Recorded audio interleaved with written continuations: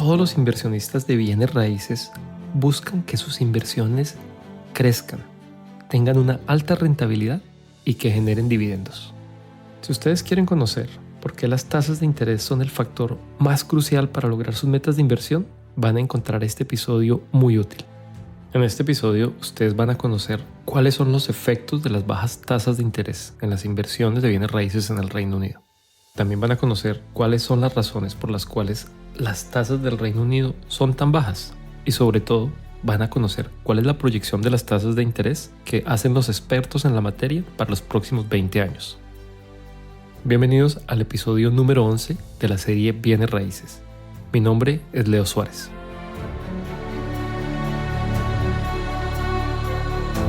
Bienes Raíces es la serie número 1 en español para inversionistas inmobiliarios en Inglaterra. Semana tras semana, aquí compartimos los secretos y las estrategias más rentables del mercado de propiedades desde la perspectiva de un extranjero.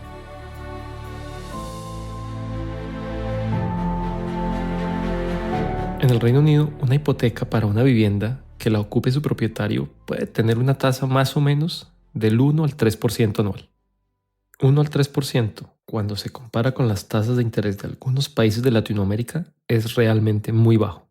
Y si se trata de una propiedad de inversión, la tasa de interés puede estar entre el 3 y el 5%. Obviamente, la tasa de interés que le aplica a un negocio en particular depende de las circunstancias de quien aplica el crédito, obviamente del banco al que se aplica, de la historia crediticia de la persona que aplica y obviamente de la propiedad que se está financiando. Muchos de ustedes que hoy tienen inversiones en países de Latinoamérica como Colombia, Costa Rica, Paraguay, México, Ecuador, están acostumbrados a operar a tasas cercanas al 12%. En este episodio ustedes van a poder ver cuál es el efecto de una tasa baja del Reino Unido comparada con una tasa alta en Latinoamérica. Hace un par de años, cuando nosotros estábamos viviendo en Latinoamérica, me sorprendió mucho un día cuando el gerente del banco me llamó y me dijo que me tenía una tasa para un crédito hipotecario muy baja, que era muy buena. La verdad, me intrigó y le dije, bueno, Javier, ¿y cuál es una tasa muy buena? Y él me dijo, no, está por debajo del 1%. Pero él se refería a 1% mensual. O sea, quería decir que la tasa iba a estar por debajo del 12%. Creo que le estaba hablando más o menos de una tasa cercana al 0.9. Eso viene a ser como el 11% anual más o menos. Y él tenía toda la razón. Esa era una tasa muy buena comparada con lo que estaban las tasas de interés históricamente, cuando las tasas de interés podían estar entre el 12 y 14%. Cuando él me dijo eso, si yo no hubiese vivido antes afuera del país, de pronto yo había entendido que sí, que esa era una buena opción y de pronto, la verdad, de pronto había tomado un crédito para invertir. Pero luego de vivir 10 años en Inglaterra, a mí la verdad me parece absurdo la tasa de interés que uno paga en ciertos países de Latinoamérica.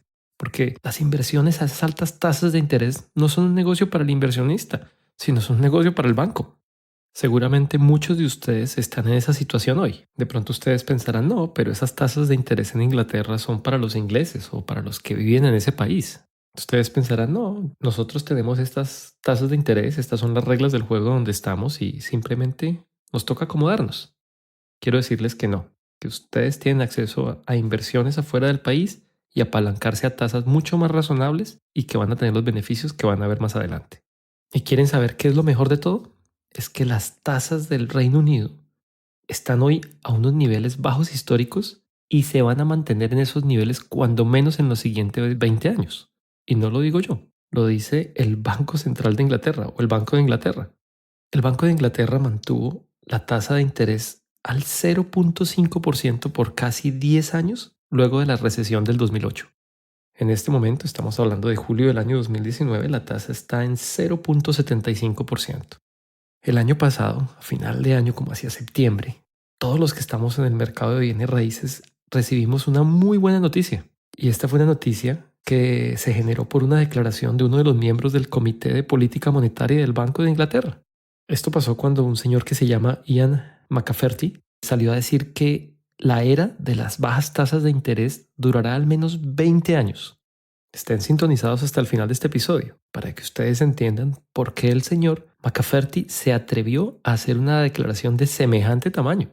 Que la tasa del Banco Central de Inglaterra sea tan baja es lo que permite que un inversionista en este país pueda solicitar una hipoteca para una propiedad que uno va a arrendar a un tercero entre 3 y 5% anual. Y cuando ustedes tienen una hipoteca de una propiedad en arriendo a una tasa tan baja, puede tener un flujo de caja positivo después de descontar las apropiaciones para mantenimiento, incluso si la propiedad no tiene una ocupación del 100%. Con una baja tasa de interés, incluso ustedes se pueden dar el lujo de pagarle a una inmobiliaria o a un tercero para que les administre la propiedad, lo cual les va a liberar incluso su tiempo. Y después de todos estos gastos van a tener un flujo positivo cada mes.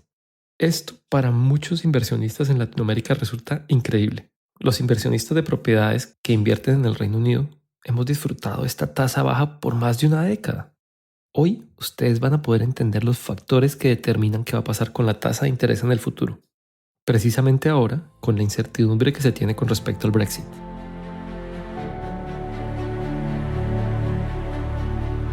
¿Qué quiere decir esto en efectos prácticos? Imaginemos que tenemos dos hermanos, uno que se llama Pedro y al otro démosle un nombre que se llama Pepito. Imaginemos que Pedro vive en Latinoamérica y que va a invertir en una propiedad que vale 100.000 libras esterlinas. 100.000 libras esterlinas es el equivalente en Colombia, por ejemplo, a 400 millones de pesos, o a 70 millones de colones en Costa Rica, o a 750 millones de guaraníes en Uruguay, o a $125.000 en Ecuador, para que ustedes tengan más o menos una idea. Entonces Pedro compra una propiedad en moneda local en cualquiera de estos países de Latinoamérica, donde son más o menos 100.000 libras, y Pepito compra otra propiedad aquí en Inglaterra que le vale 100.000 libras también. Asumamos que ambas propiedades se arriendan y que el retorno bruto es 0.5% mensual o 6% anual, que es una tasa normal en realidad en estos momentos en varios países de Latinoamérica. Es decir, que el ingreso de renta son 500 libras al mes. Y asumamos que ambas propiedades se van a comprar con un crédito hipotecario del 70%, o sea, de 70.000 libras. Pedro en Latinoamérica tiene una hipoteca del 12%, digamos que a 20 años.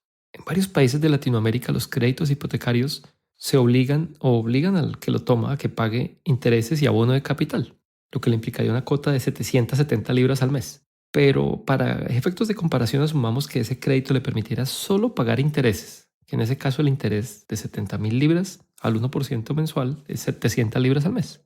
Asumamos que el apartamento está vacío un mes al año y que lo administra una inmobiliaria. Y además que juiciosamente Pedro va a hacer una apropiación del 5% de los ingresos de renta para reparaciones. Ahí se me olvidaba, Pedro en Latinoamérica no le presta el banco, sino toma un seguro de vida, el cual me atrevo a decir que para un crédito de 70.000 libras puede ser más o menos de 40 libras al mes. Y adicionalmente debe tomar un seguro para proteger el inmueble en caso de un siniestro, como terremoto, incendio, etcétera, que también me atrevería a decir que vale otras 40 libras al mes. Entonces ustedes ayúdenme a hacer la cuenta de cuál es el flujo de caja de Pedro. Pedro tiene un ingreso de 500 libras mensuales. Le toca pagar 700 libras por la cuota de la hipoteca por el servicio de deuda. Una apropiación de 38 libras al mes de los vacíos. 50 libras de la gestión del arrendamiento que le cobra la inmobiliaria. 25 libras de la apropiación del mantenimiento que él hace. Menos 40 libras del seguro de vida y menos 40 libras del seguro del inmueble. O sea, el flujo de Pedro es de 393 libras al mes negativo. ¿Qué quiere decir esto? Que le toca sacar cada mes de otro lado, de otros ingresos que reciba Pedro, 393 libras para cubrir las obligaciones de la hipoteca. Ahora, si Pedro vive en Colombia, a Pedro le toca cada año pagar algo que se llama el impuesto predial, que sin temor a equivocarme es más o menos un mes del arriendo para el Estado. O sea, otras 40 libras se van a ese impuesto. Entonces, ¿cuál sería el flujo de caja de Pedro? Son 393 libras más otras 40 libras. A Pedro le toca sacar al mes 433 libras de su bolsillo. Ahora hagamos la cuenta de Pepito en Inglaterra. Pepito también tiene una hipoteca de 70.000 libras, pero él solo paga 4% de interés al año. Y solo es con abono a intereses, igual como el que hicimos la cuenta para Pedro. Es decir, que la cuota mensual es de 233 libras. Él tiene la misma gestión del inmueble, de 50 libras, y él hace la misma apropiación de mantenimiento de 25 libras al mes. Aquí en Inglaterra no es necesario tener un seguro de vida, pero digamos que tener seguros de vida no es una mala idea. Ustedes se van a sorprender al darse cuenta que los seguros en Inglaterra cuestan cuando menos la mitad de lo que cuestan en Latinoamérica. Eso quiere decir que el seguro de vida le costaría al mes a Pepito 20 libras y el seguro del inmueble le cuesta otras 20 libras. Entonces ahora hagamos la cuenta de cómo le va a Pepito. El flujo de caja de Pepito sería 500 libras de ingreso, menos 233 de la cuota, menos 38 de los vacíos, menos 50 libras de la gestión por administrar el inmueble, menos 25 libras de apropiación de mantenimiento, menos 20 libras del seguro de vida, menos 20 libras del inmueble. En total, a Pepito le queda un flujo de caja positivo de 114 libras al mes. Es decir, mientras Pedro todos los meses tiene que salir a buscar la plata para cubrir los gastos de este negocio, Pepito está en su casa tranquilo y cada mes mira su extracto del banco y ve que 114 libras le entran al mes, sin hacer nada. Algo interesante es que Pepito aquí en Inglaterra no tiene que preocuparse por el impuesto predial porque eso no existe. Aquí no se paga nada al año por tener una propiedad. Y eso que aún no hemos visto el tema tributario.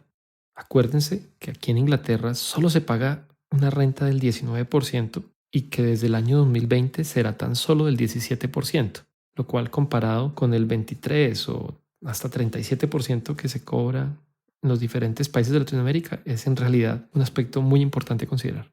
Pero para efectos de simplificar esta comparación, no consideremos el efecto tributario en este momento.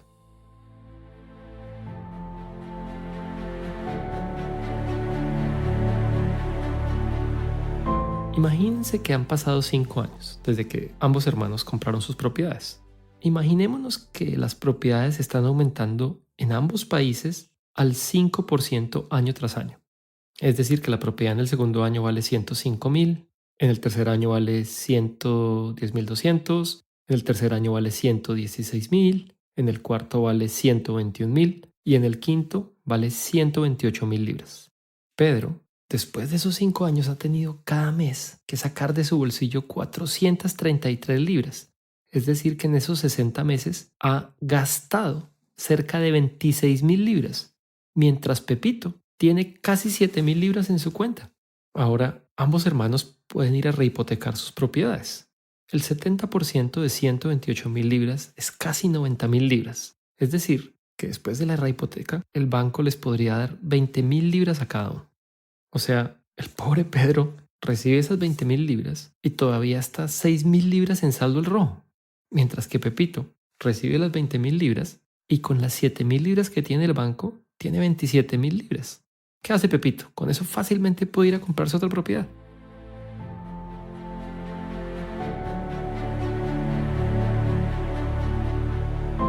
Espero que con este ejemplo ustedes hayan podido darse cuenta por qué cuando me llamó el gerente del banco con la gran oferta, inmediatamente le dije que no, que muchas gracias, pero que no estaba interesado. Espero no hayan encontrado los números y las cuentas muy confusas y que haya sido útil esa comparación. Pero ¿de quién es la culpa que las tasas en algunos países de Latinoamérica sean tan altas? La tasa del Banco Central en algunos países se conoce como la tasa de intervención de política monetaria. Algunos economistas se refieren a la tasa del Banco Central como los tipos de interés de referencia. La tasa del Banco Central es la tasa de interés mínima que el Banco Central le cobra a las entidades financieras por los préstamos que les hace. La tasa del Banco Central del Reino Unido es significativamente menor a la tasa del Banco Central de los Estados Unidos, por ejemplo. En Estados Unidos, la tasa de la Fed, que es el Banco Central de ese país, es hoy 2.5%. La tasa base del Reino Unido es casi 2% de interés anual de diferencia con la tasa de Estados Unidos. Esa diferencia es precisamente la razón por la cual nosotros estamos enfocados única y exclusivamente en el mercado del Reino Unido. Ahora, si comparamos la tasa del Banco Central del Reino Unido con los bancos centrales de varios países de Latinoamérica, el contraste es mucho más marcado. En Latinoamérica tenemos varios rangos de tasas. Hay unos países como Perú, Chile y Bolivia, los cuales son los países de la región con las tasas más bajas. Ellos tienen una tasa del Banco Central de cada uno de sus países cercana al 3%. Hay otro grupo de países donde la tasa de interés de sus bancos centrales es cercana al 5%, como Colombia, Costa Rica y Paraguay. Y hay otro grupo de países donde las tasas son un poco más altas, como México, Brasil y Ecuador, donde están entre un rango entre el 6 y el 8%. Por último, están Venezuela y Argentina, donde las tasas están entre el 30 y el 60%. Históricamente, la tasa del Banco Central del Reino Unido siempre ha sido más baja comparada con los países de Latinoamérica. Para los que están interesados, hay una página de internet donde están las tasas de todos los países del mundo. Se llama datosmacro.com. En la descripción de este episodio les doy el link exacto para los que quieran. Se van a sorprender ustedes que hay algunos países donde hay incluso tasas más bajas que la de Inglaterra, como varios países de Europa como Alemania, Francia o España, donde está al 0%. O incluso también hay algunos países donde la tasa es negativa. Es decir, que el Banco Central no le cobra cuando le presta a los bancos, todo lo contrario, les paga para que ellos pidan prestado. Ese es el caso de Suiza, Suecia y Japón.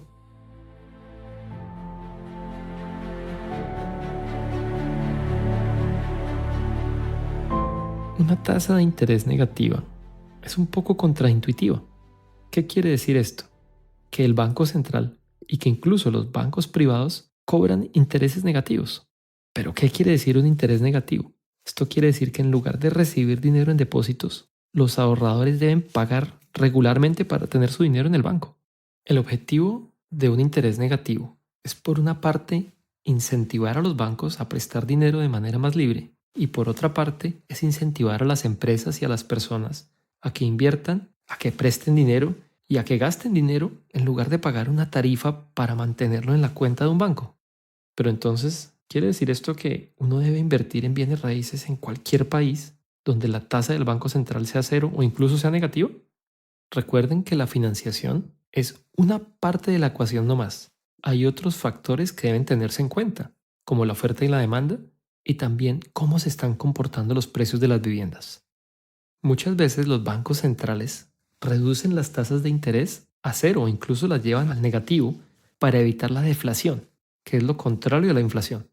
A primera vista, la deflación suena como una cosa maravillosa, porque eso quiere decir que los productos están bajando de precio año a año.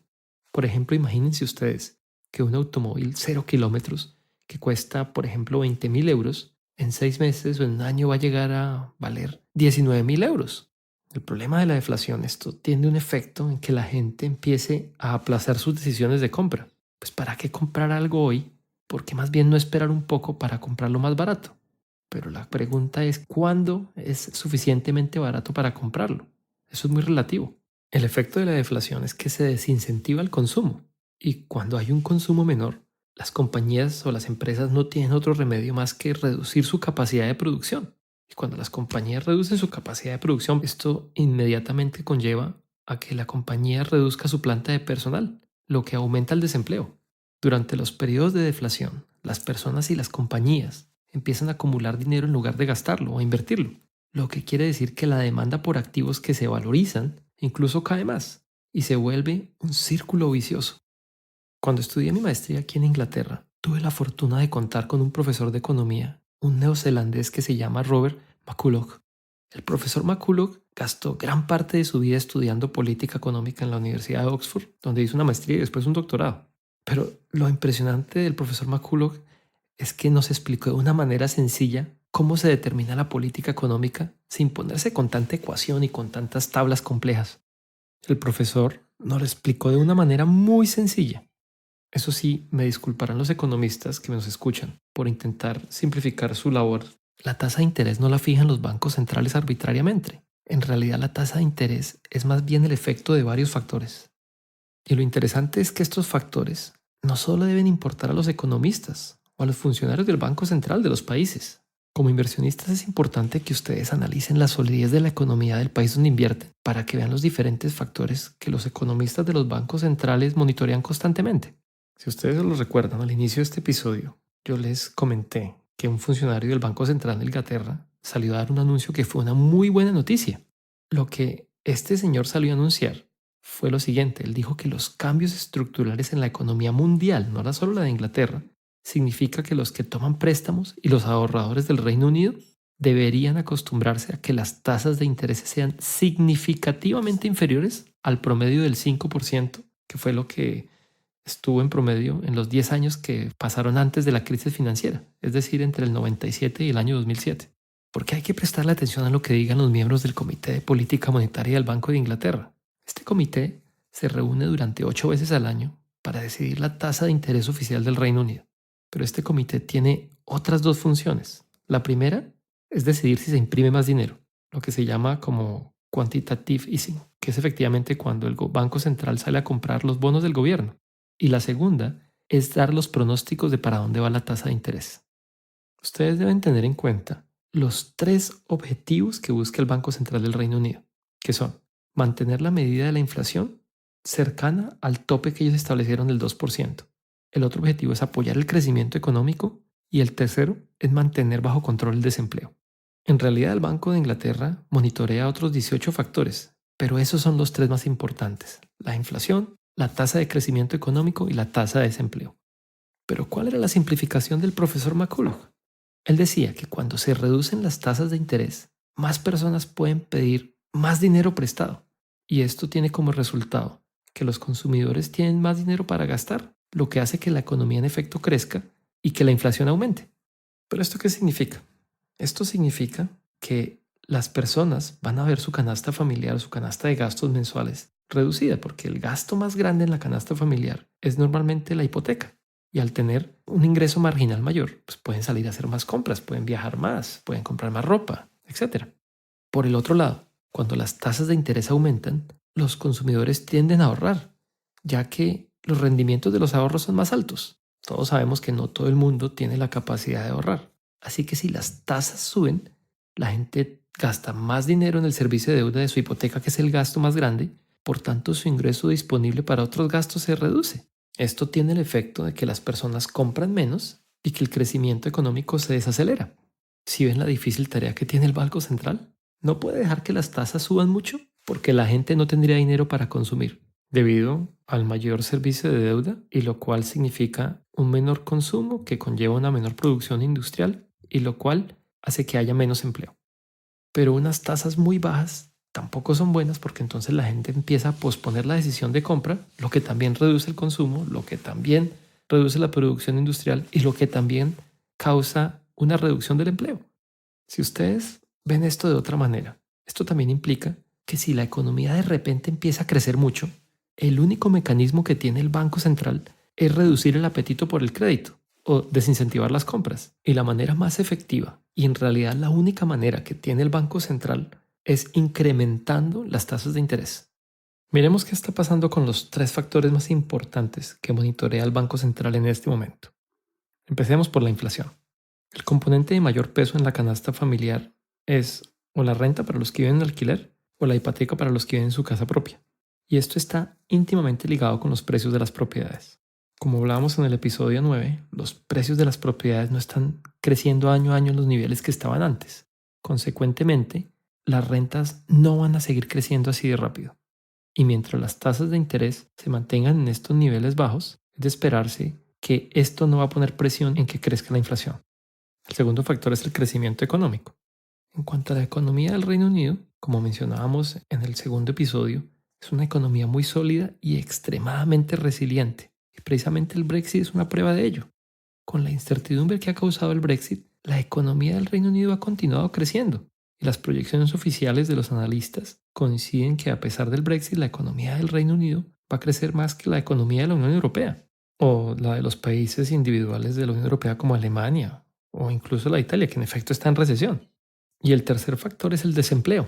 En este momento, el Reino Unido tiene la tasa de desempleo más baja en los últimos 40 años. Aquí no se veía una tasa de desempleo de este nivel desde el año de 1974. El desempleo hoy está por debajo del 4% y se espera incluso que llegue al 3.5%.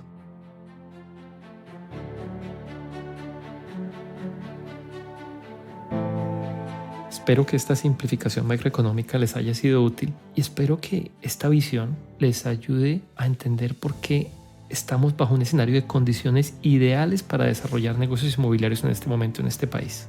Dentro del ciclo del precio de las propiedades estamos en el momento ideal para comprar, como lo fue en el año 2010 cuando nosotros empezamos. Si ustedes desean contactarnos para explorar posibilidades de inversión en el Reino Unido, con mucho gusto aquí estamos a la orden. Me pueden escribir al correo leo@bienes.co.uk o llenar el formulario de contacto en nuestra página web www.bienes.co.uk. Quisiera aprovechar estos últimos instantes para comentarles qué vamos a tratar en los siguientes episodios. En el episodio número 12 vamos a tener a un invitado, a otro ingeniero civil, también especialista en finanzas, quien nos va a ayudar a tener una visión de por qué los inversionistas de Sudamérica prefieren venir a hacer inversiones en el Reino Unido en este momento. Y en el episodio 13 vamos a tener a una invitada especial quien es una asesora de hipotecas, quien nos va a contar cómo funciona la mecánica para conseguir una hipoteca, y vamos a ver un caso particular de alguien que nos contactó y a quien he querido ayudar para que pueda comprar su primera propiedad en el Reino Unido. Muchas gracias, hasta pronto y nos vemos en el siguiente episodio.